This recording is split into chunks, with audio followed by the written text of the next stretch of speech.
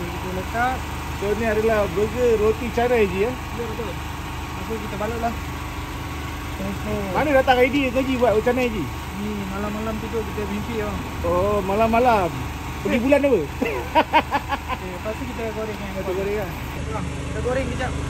Hai, goreng Haji? Goreng sikit. Baik. Kena goreng Haji ya?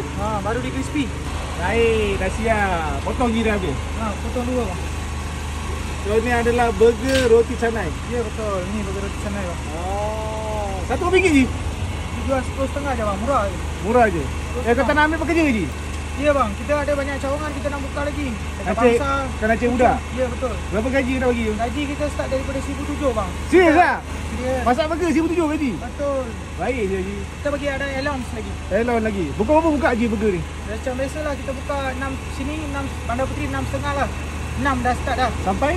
Sampai 1.5 Siti? hari Isnin. Baik Haji, makan dulu Haji. Ya bakal dulu bang. Haji, nice sir. Terima kasih.